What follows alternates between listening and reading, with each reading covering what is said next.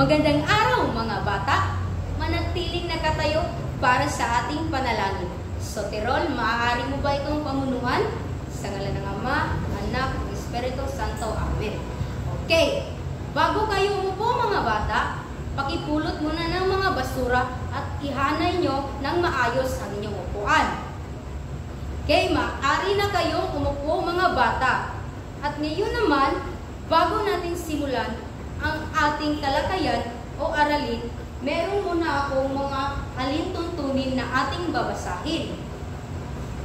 Una, makinig sa guro. Pangalawa, umupo ng maayos. Pangatlo, itaas ang kamay kapag sasagot. At panghuli naman, huwag maingay. Nakakaintindihan ba tayo mga bata? Okay. Sheena, may lumiban ba sa klase na ito? Mabuti naman kung wala. Maraming salamat, Sheena. Ngayong araw naman mga bata ay dadako na tayo sa ating bagong paksa o aralin. Pero bago iyan, meron muna akong maikling pagsasadula na kung saan kayo ay magbabahagi ng inyong mga talento at kakayahan. At pagkatapos niyan ay hahayaan ko kayo na magbigay ng isang komento ng positibo sa inyong katabi. Meron lamang kayong 5 minuto para maipresenta yan. Okay? Tapos na ang inyong 5 minuto mga bata. Magaling, bigyan ninyo ang inyong sarili ng 5 bagsak. Ngayon ay hahatiin ko ang klase sa 3 grupo. At bawat grupo ay bibigyan ko ng mga katanungan. At isang grupo ay meron lamang isang representante. At meron lamang kayong 5 minuto para masagutan ang mga katanungan.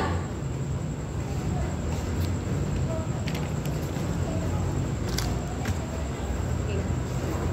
Tapos na inyong 5 minuto para sa pagsagot mga bata.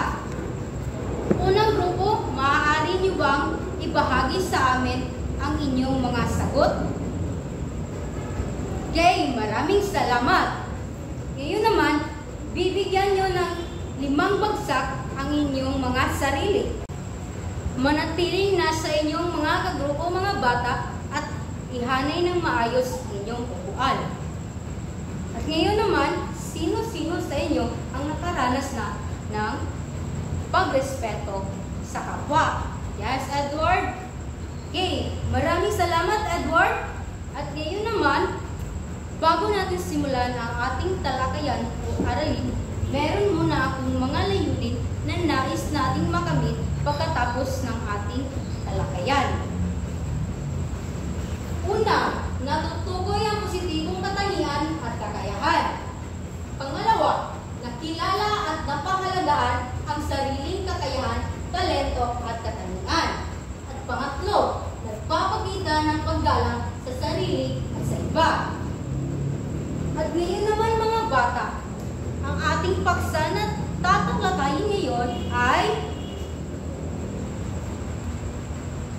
tungkol sa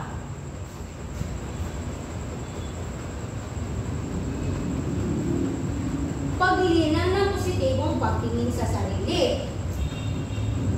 Ano kaya ang kahulugan ng paglinaw ng positibong pagtingin sa sarili?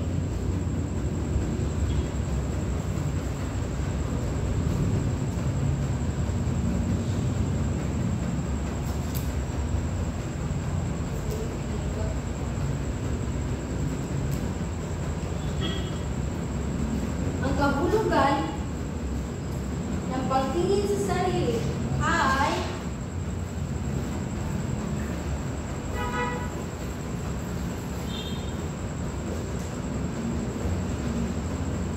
ang paglinan ng positibong pagtingin sa sarili ay ang proseso ng pagbuo ng isang positibong imahe sa sarili at upang mas maging maayos ang iyong pakikitungo sa iyong mga sarili.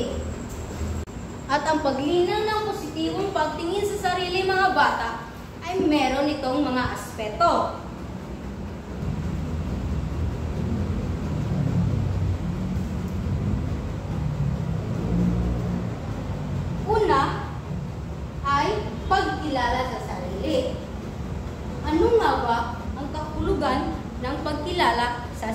sarili. Yes, Nicole? Okay, maraming salamat, Nicole. Ang pagkilala sa sarili ay ang pag-unawa sa sariling lakas, kakahinaan, interes at damdamin. At ito ay mahalaga sa pagtatayo ng positibong pagtingin sa ating mga sarili. Pangalawa naman, pagtanggap sa sarili. Ano kaya sa tingin nyo o meron ba kayong ideya sa pagtanggap sa sarili? Yes, Princess? Okay, maaari. Maraming salamat, Princess. Ang pagtanggap sa sarili ay ito ay ang pagtanggap sa inyong mga lakas at kahinaan kasama na inyong mga kamalian. At pangatlo naman ay ang pagpapahalaga sa sarili. Ano sa tingin ninyo o meron ba kayong ideya sa kahulugan ng pagpapahalaga sa sarili? Yes, Wenelu? Okay, maraming salamat, Wenelu. Ang pagpapahalaga sa sarili, ito ay ang pagkilala at pagtanggap sa inyong mga sarili, halaga at bilang ng isang mga tao. At ngayon naman mga bata, ay meron akong ipapakita sa inyo na larawan. Ito. Ano kaya sa tingin ninyo ang larawan na ito? Yes, Princess? Okay? Okay, maraming salamat. Ngayon, bakit kaya mahalaga na malaman natin ang ating pagtanggap sa ating sarili? Yes, Lady Lee? Okay, maraming salamat. Mahalaga ang pagtanggap sa ating sarili upang ito ay mabigyan mo ng halaga bilang isang tao. At kailangan ba natin malaman ang ating mga talento at kakayahan? Yes, Lori? Okay, maraming salamat, Lori.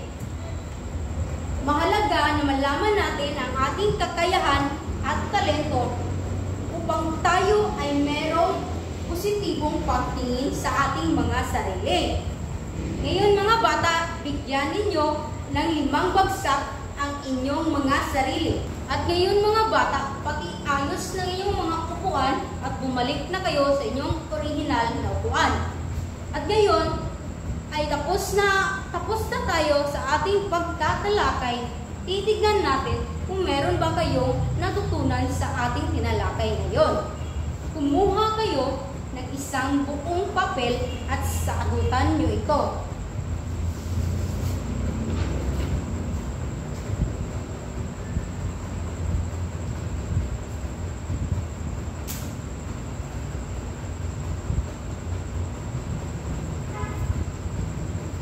Panuto, sagutan ninyo sa isang buong papel ang mga pangungusap.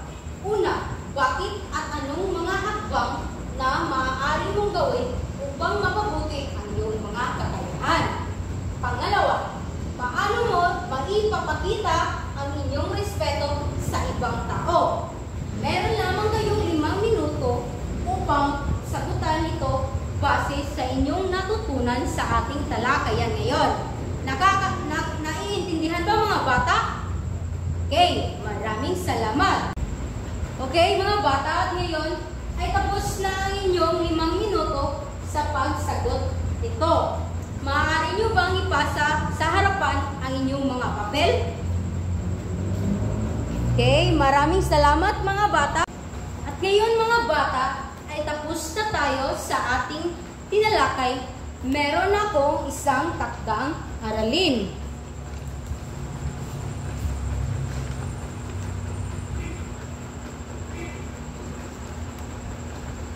Na kung saan ay maghahanda kayo ng isang refleksyon kung